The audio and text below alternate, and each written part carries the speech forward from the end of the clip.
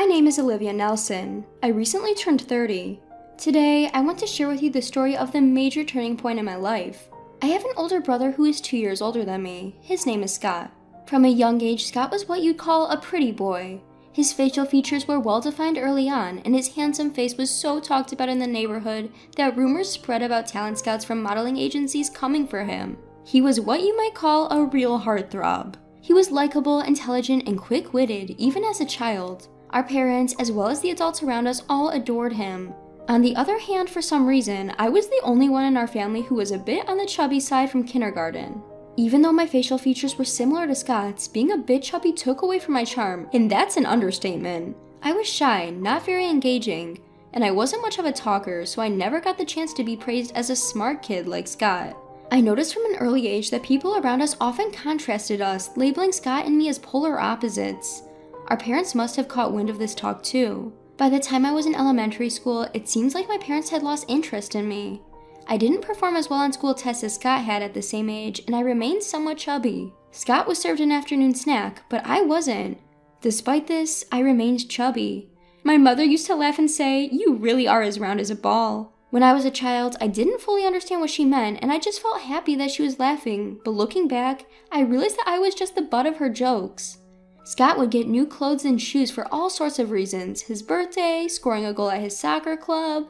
Meanwhile, even though I was a girl, I got hand-me-downs from Scott, not just clothes, but shoes too. I can't remember how many times I tripped because the shoes didn't fit me. The only thing I treasured was the backpack that my grandparents gave me, just for me, before they passed away. After a while, Scott graduated from elementary school and moved on to a private middle school. My parents were overjoyed when he was accepted to a prestigious school known for its high academic standards. Around this time, Scott was so handsome that he was scouted to be a child model. Thanks to that, my parents, especially my mother, would often take Scott and purposefully walk down bustling streets like Fifth Avenue. She seemed to be saying, "Look how handsome my son is." On the other hand, I don't recall ever going out with my mother. Perhaps when I was a baby, but not after I grew up and became aware of things. Once, Scott suggested, "Next time, let's take Olivia with us too." I think he was aware, even as a child, that I was being neglected by our parents. But my mother just grimaced at Scott's words and replied, "Yes, someday." I didn't feel happy about Scott's considerate words. Rather, I felt miserable. A few years later, I also entered middle school. Unlike Scott, I went to a regular public middle school. To begin with, my parents never really expected much from me, so it seemed they had no intention of letting me take any exams. My dad even declared, "I can't afford to spend money on you." I didn't necessarily want to go to a private school, but being told such things from the start makes me feel like my life options are being limited. When I was little, I vaguely thought, is this how it is with sisters? I didn't know what other families were like. By the time I was born and aware, the abnormalities of this household were the norm. Around this time, I was going through puberty and started wondering, why am I the only one being treated differently? But the treatment I received from my parents only became stricter. Even though my mom was a housewife and should have had time, she often made me do chores and go shopping while she went out to play with her friends. My dad too, when I said I wanted to go play with my friends, would accuse me. "What about the household chores?" My brother always cared about me, helped out, and even argued with our parents on my behalf, but they wouldn't listen to his opinions when it came to treating me. Eventually, my brother has a focus on high school entrance exams and then moved on to one of the top prep schools in the state, which meant he no longer had time to pay attention to me or our home. And that's when I truly started to understand what hell was like. The first incident was the no showing up in parent-teacher meeting. In other families, parents missing a parent-teacher meeting would be a big deal. But for my parents, it was more like, we're not going, so what? So it wasn't really considered an incident. During my 3 years of middle school, my parents only attended one meeting when I was in my first year. They didn't come during my second year or even during the crucial time of my third year when exams were around the corner. My homeroom teacher worried, "Is something happening at home?" But I brushed it off. I knew my situation wasn't normal, but it's not like my parents were physically abusive. I didn't know how to express the ongoing mental torment I was experiencing. It felt embarrassing to talk about it, as if I was confessing I'm a child not cherished by her own parents. The incidents continued. The New Year's Eve abandonment. At the end of that year, my parents took my brother to my mom's hometown and left me behind. Up until the previous year, I was included, but that year they said, "You're a student preparing for exams, so stay at home and study." I guess studying was just a pretext. They probably just found me annoying. So I ended up spending New Year's Eve all by myself. I didn't want to ask my friends to hang out on such a day because it felt like saying, I'm a lonely kid who was left behind, so I stayed home not meeting anyone. I held back my painful feelings, watched the Grammys alone, turned into the New Year's Eve specials, and went to bed after shedding a few tears. It happened the next morning. Ding dong, ding dong! The doorbell rang incessantly, and I jumped out of bed. It was too early for my family to be back. I nervously checked who was on the doorbell camera. There stood my uncle and aunt from my mom's side. Shocked, I rushed to the door with my bed hair and asked, "What's happening?" "Olivia, leave this house. We've already discussed this with your mom. Don't worry, we'll take care of all the formalities," my uncle stated abruptly. "Wait, what do you mean?" I stammered, thrown off by his demeanor. I couldn't comprehend what he meant by leaving the house. "Olivia, if you don't mind, we want you to become our daughter. We don't have any children of our own, but ever since you were born, we've always thought of you as our daughter," my aunt said softly, tears welling in her eyes. I couldn't see the bigger picture then. Indeed, my aunt and uncle, who couldn't have children due to an illness, always doted on me whenever they visited. They loved me so much that I knew they had often criticized my parents' treatment towards me. They were the ones who spent time with me, the one left alone while my parents focused on my older brother. My aunt played with me, and my uncle bought me the latest treats and cute clothes. The memories I have with my aunts and uncle far outnumber those of my parents. My uncle, who had just been with my parents, started a conversation like this. "Your parents, they don't plan on letting you go to high school. They said when you turn 16, they want you to work to help fund Scott's college education. We can't turn a blind eye to this. Olivia, you have the right to go to school and you don't need to work yourself to the bone for the family." I was stunned. I had no idea my parents planned to rob me of my future for the sake of my brother. It made sense then why they hadn't attended parent-teacher meetings for the past few years. They didn't have an interest in me or my dreams and aspirations. They expected me to work like a mule. My aunt and uncle knelt down and comforted me as I crumbled on the spot. "We may not be your real parents and you might feel awkward, but we will make sure you're happy," they said. Tears welled up in my aunt's eyes as she hugged me tightly, overcome with emotion. "Olivia, you have the right to be happy. We should have come for you sooner. If you're okay with it, we want you to become our daughter," my uncle added, his eyes reddening, looking straight at me. I wondered if I had ever been desired by adults in this way before. I was only just over 10 years old, but I knew what I had to choose. I decided to become their adopted daughter.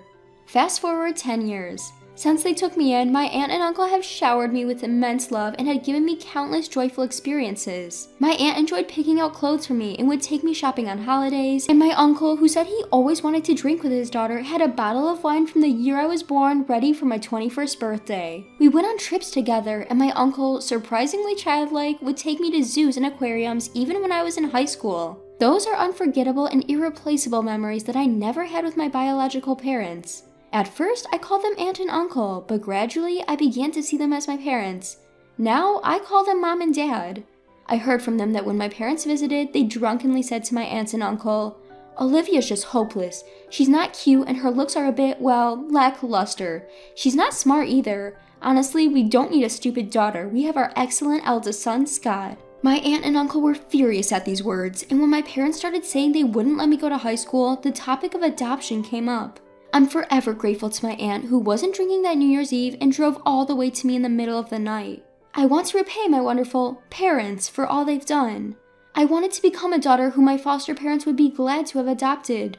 With this in mind, I studied relentlessly after entering high school. Truth be told, a lot was going on during my high school entrance exams and I couldn't fully focus. Therefore, after starting high school, I decided to strive for a future that wouldn't embarrass my aunt and uncle and set that as my goal. My hard work paid off and I was able to enter a renowned public university. However, that was not enough to show my gratitude to my aunts and uncle. No, my dear parents. I want them to have an easy life in the future. With this in mind, I continued to study hard after entering college, obtained a weather forecaster license during my student years, and now I'm appearing on television as a weather forecaster.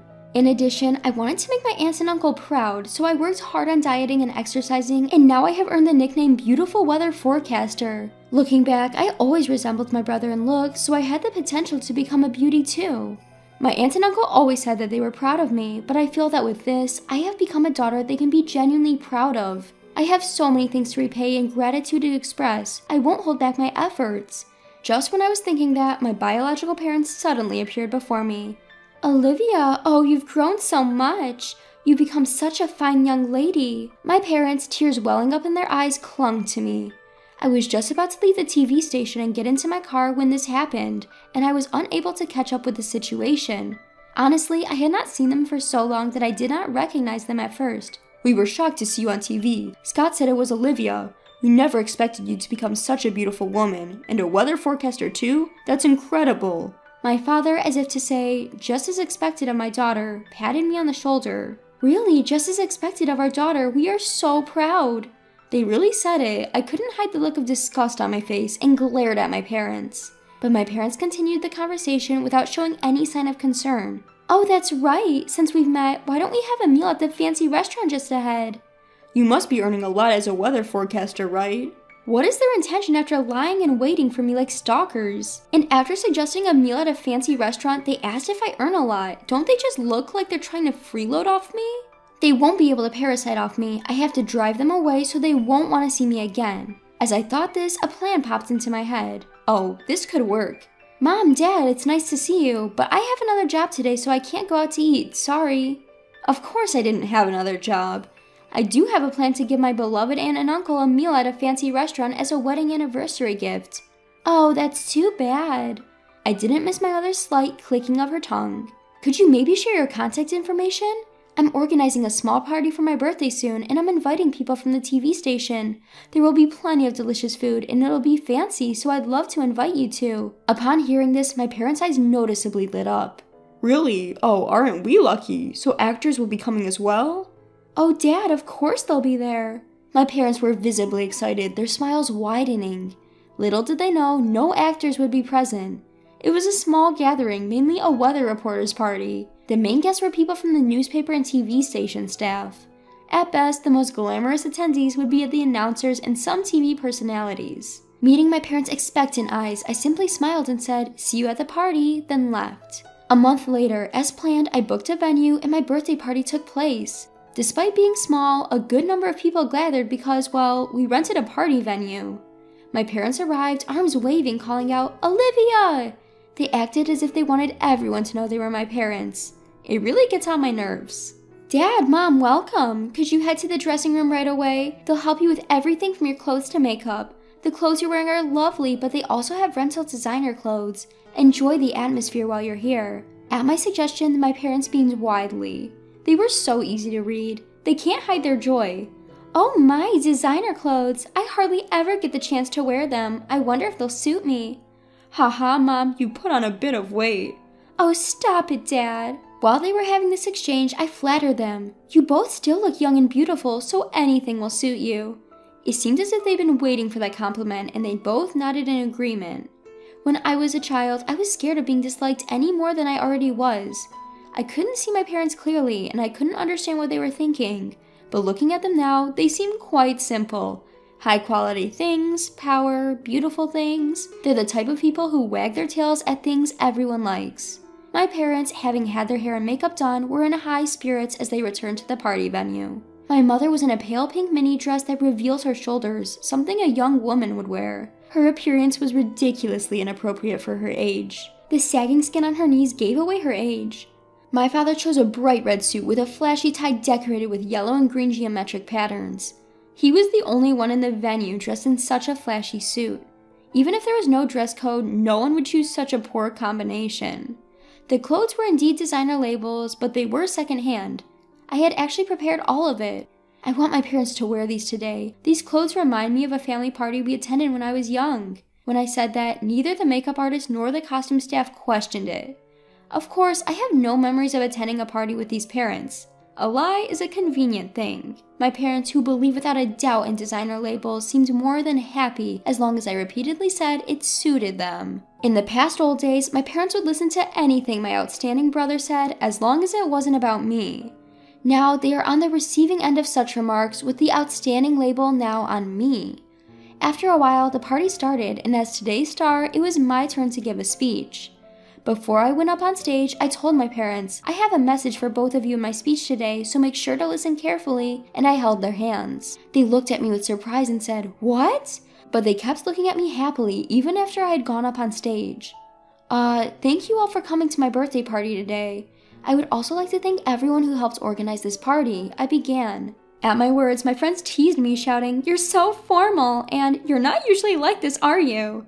Hearing this, I jokingly responded, "I'm just being myself," and turned towards my parents. "My parents are here today, right over there," I said, pointing in their direction. The lighting staff took the cue and spotlighted my parents. Those are my brazen parents who had the audacity to appear on TV and even set an ambush for me, despite having abandoned me in my teenage years. A murmur rippled through the crowd at my statement.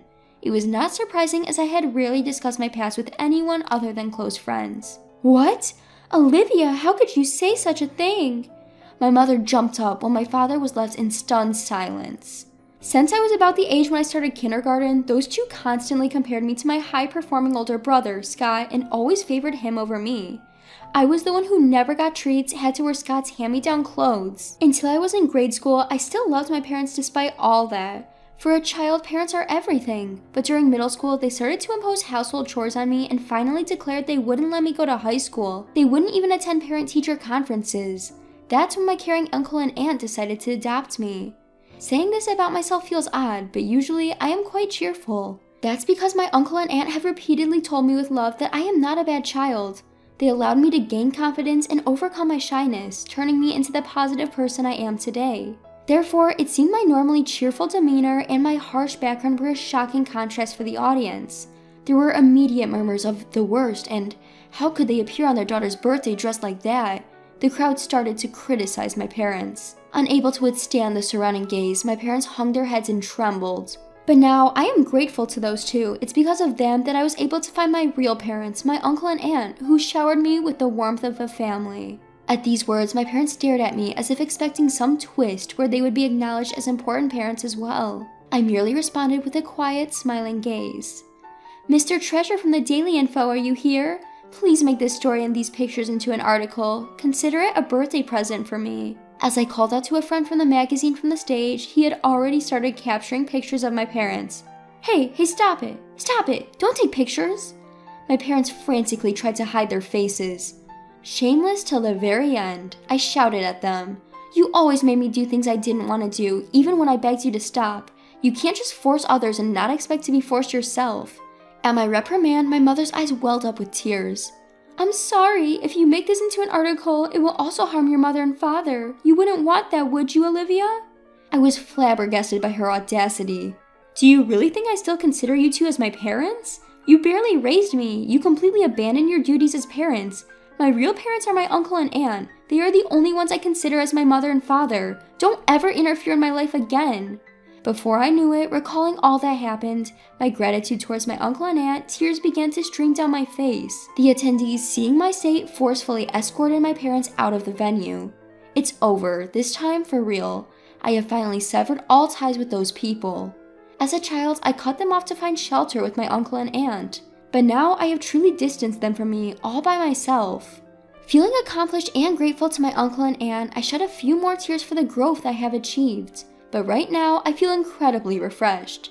After that, the magazine editor asked me, "Are you really okay with this?" I responded, "Yes, please proceed," and they ended up writing an article about my upbringing. The story was quite sensational. It was picked up by many TV shows. There were worries about my image taking a hit, but in reality, the narrative became a drama of a corner girl making a dramatic turnaround, a close look at a modern Cinderella. I received mostly favorable press, and the whole thing boosted my reputation instead of hurting it. On the other hand, those two, I know it might be confusing, so let's reluctantly call them parents. After my story was published, they were given the cold shoulder by our neighbors, leading to their decision to move houses. The gossip spread quickly at my father's workplace, and he was pushed to resign. My mother, who had always been a homemaker, was now unemployed as well. My brother Scott informs me that they were getting by on their savings. Yes, even after I was adopted, Scott remained concerned for me and would visit me at my new home with my aunt and uncle. Initially, he had expressed a desire for us to live together again, but soon acknowledged that it was a better decision for me to stay with my adoptive family. He was happy for me, confident that I had made the right choice. He was always there for me, even during my college years, guiding me in my studies. My precious older brother Scott. Upon learning that I had revealed everything to the magazine, Scott decided to sever all ties with our biological parents. He would often joke, "The next time I'll see them is probably at their funeral," but knowing Scott, he probably wouldn't even attend that. 5 years had passed since then. I ended up marrying Mr. Treasure, who was working at the magazine that published my story. We now have children, and I'm a mother of a pair of twins, a boy and a girl. As a mother, I want to make sure my children are treated equally and can grow up in a happy and carefree environment, just like the selfless love that was shown to me by my aunt and uncle. And also like my brother Scott, who has always watched over me even from a distance. I want them to grow up to be kind and gentle to everyone they meet. But I still have other things I need to do besides raising my kids. Yes, that's to repay the kindness of my aunt and uncle. This year, for our wedding anniversary, I surprised them with a trip to Oregon, which we enjoyed together with my husband and children. My aunt and uncle would often tell me, "Olivia, you have your own family now, you don't need to do this." But this act of giving back is also a source of joy for me. It's not out of obligation, but rather because I want to see their happy faces. It's something that gives my life meaning. I jokingly tell them, "Don't take away my pleasure," as I start planning for our next surprise. Maybe a luxurious hotel stay for the entire family would be nice next time. There are still so many things we want to do as a family.